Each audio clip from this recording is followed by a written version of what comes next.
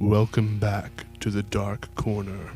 I am your host, Cheese Film, and today's movie is The Haunted Palace. The Haunted Palace is a 1963 horror film released by American International Pictures, starring Vincent Price, Lon Chaney Jr., and Deborah Paget, in a story about a village held in the grip of a dead necromancer. The film was directed by Roger Corman and is one of his 8 Edgar Allan Poe stories. Although this one is marked as Edgar Allan Poe's The Haunted Palace, the film actually derives its plot from The Case of Charles Dexter Ward, a novella by H.P. Lovecraft. The film's title is derived from a six-stanza poem by Poe, published in 1839, which was later incorporated into Poe's horror short story, The Fall of the House of Usher, and the film uses 8 lines from this poem within the framing of the story.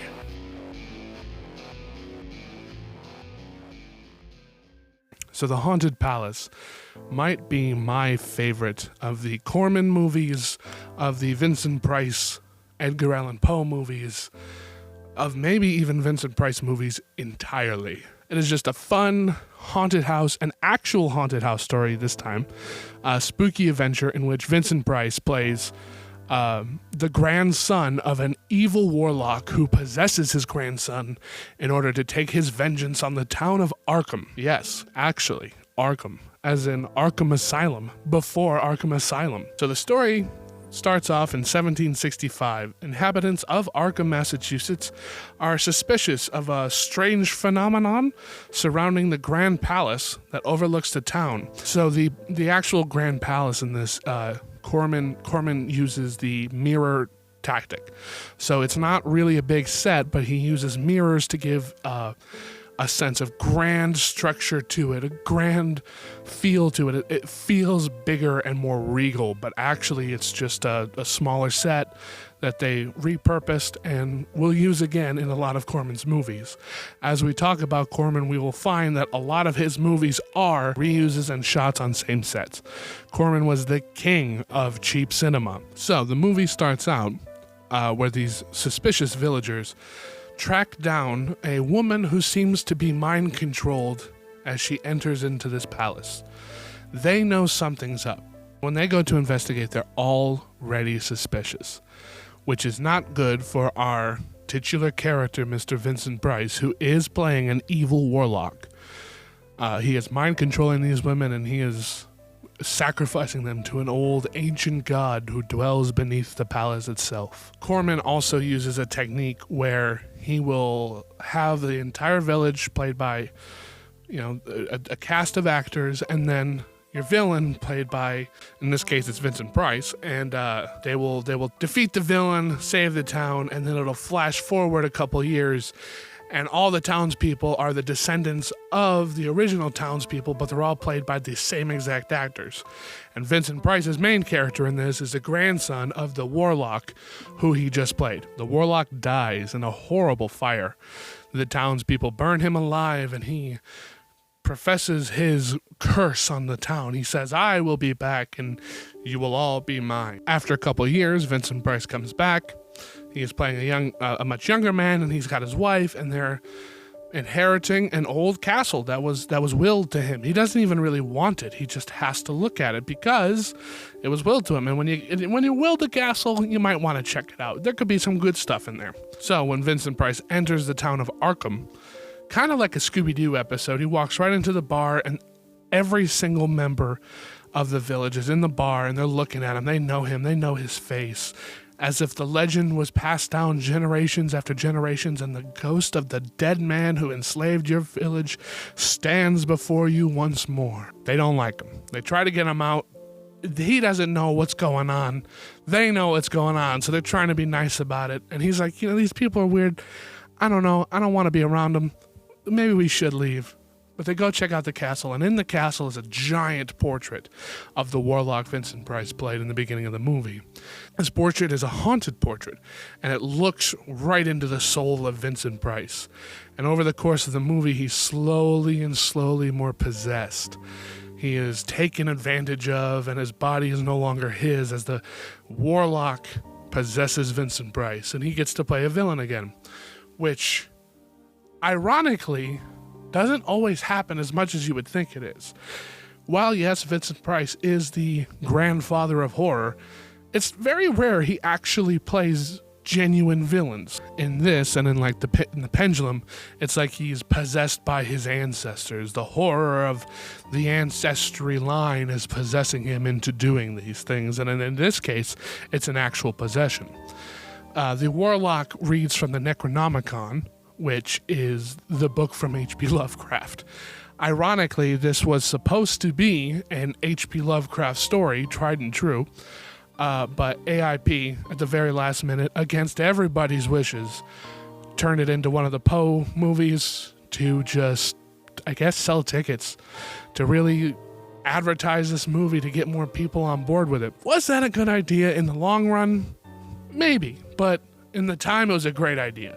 I think it would have been cool to actually have this be an adaptation, a full adaptation without any of the slapped on ties to Edgar Allan Poe, because for whatever reason the only actual references to Edgar Allan Poe's The Haunted Palace in this movie are the sonnet from Poe himself. There's no real connection outside of that. Now with this movie in particular, I think I want to talk more about the production of it, in ways they used color and in ways they shot this movie. This movie was shot on very average size sets, but Corman incorporated the mirror technique, and you can't really tell. These sets feel grand. They feel like they went to an actual location. They feel huge. And you've really got to top your hat to that, because in 1963, innovative film technique was all the rage. If you go back and you watch these movies, you can see just how creative everybody was. It really was a film team. Unlike today, where the phrase, we'll just fix it in post, seems to be more prevalent.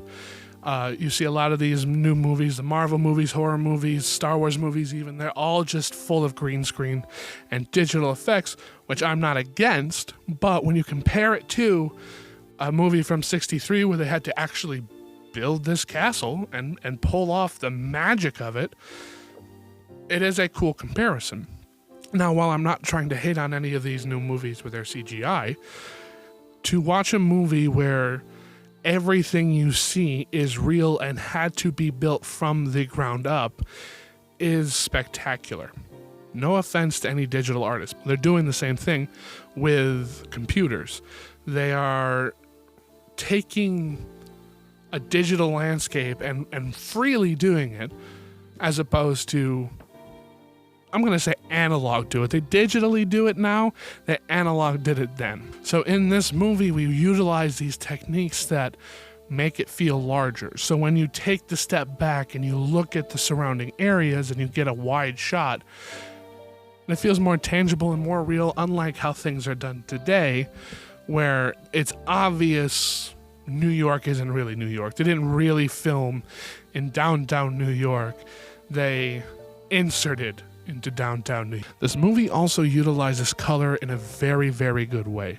The castle, which is supposed to be the palace rather, which is supposed to be a dark and horrifying place, is really lit well. It's got a lot of bright lights. The shadows are shadows, but it's almost like it's welcoming you in. It's making you feel like you can stay here, bringing you in. And as the movie goes along and that possession goes along, we get tighter and tighter on the frame, and the castle gets darker and darker as the danger rises in the plot. Now, Lon Chaney Jr. is in this, of course, and he is well known for his roles in the Universal Monsters projects. And in this one, he plays the harrowing hero who saves the damsel in distress, who I want to say is the only smart person in this entire movie. She's constantly trying to get out of here. And Vincent Price is like, no, you must stay. Stay with me. I am your husband. You love me. And she knows something's up.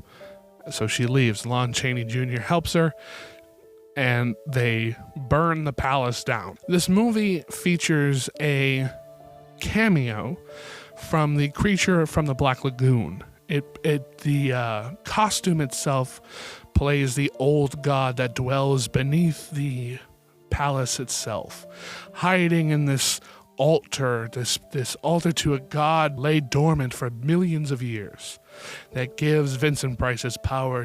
Everything is very basic lit for the most part until the possession starts kicking in. You get more saturated colors, you get more reds. There's a part where Vincent Price burns a man alive and the fire is prominent. You see those oranges, those reds, those blues. They stand with such tenacity against the more gray color background. Vincent Price himself transforms into this darker, shadowy figure. His hat, his cloak, his everything, that they feel more saturated as the movie goes along. You can feel the grip really start to take hold on the audience. So this film pairs Vincent Price with Deborah Paget and Lon Chaney Jr. Paget would retire from acting following the completion of the film, and Chaney, most famous for playing the Wolfman, made his one and only appearance in a Corman film. He had co-starred with Vincent Price in Abbott and Costello Meet Frankenstein 15 years earlier, but they didn't share any scenes. Price's participation was just a voiceover as the Invisible Man, and never appeared on screen. Chaney's role in The Haunted Palace was originally meant to be played by Boris Karloff, another veteran of the Universal horror movie monsters as The Mummy and Frankenstein. But Karloff had contracted an illness while making Black Sabbath in Italy. So the set of the village of Arkham was quite small and used forced perspective to appear larger. Both the front of the palace and the underground dungeon would later appear in Corman's The Terror, which was shot on sets from other AIP films like The Raven. Francis Ford Coppola provided additional dialogue for that film. Clips from The Haunted Palace were among the stock footage from various Corman features used for Vincent Price's film Madhouse, which we will get to, in which Price plays a horror film actor. The clips are presented as the early work of Price's character. This was Corman's first film to use the new zoom lens, which created an issue as more light than normal had to be used on set. After the 18th century portion of the story, Vincent Price recites lines 41 through 44 of the final stanza of the poem. So the critical reaction to this movie was pretty well. People liked it when it first came out. In the book Lurker in the Lobby, A Guide to the Cinema of H.P. Lovecraft, A Haunted Palace is a seminal film for Lovecraft lovers. It is the first major motion picture to introduce Lovecraft's creations, the Necronomicon and those cosmic abominations Cthulhu and Yog-Sothoth, to the general audience. Lovecraft's obsession with the past is clearly presented, and in a heartfelt passage at the end of the film, so is the belief that mankind is a minor species adrift the malevolent universe. The film strikes a good balance between narrative and action, and Vincent Price is, well, priceless. The supporting cast is solid, and the art direction by Daniel Haller is really quite good for such a low-budget film. Roger Corman did an admirable job as the first American feature director to stake out some cinematic high ground for the cosmos-crushing adaptations of H.P. Lovecraft to follow. All in all, I think this is a great movie to watch. I don't really want to spoil everything because I genuinely think this movie's great. It is streaming on Amazon, so if you have a Prime membership, go right ahead. Arrow Video also has a Blu-ray release of this. It is Region B, but it is a beautiful high-def transfer.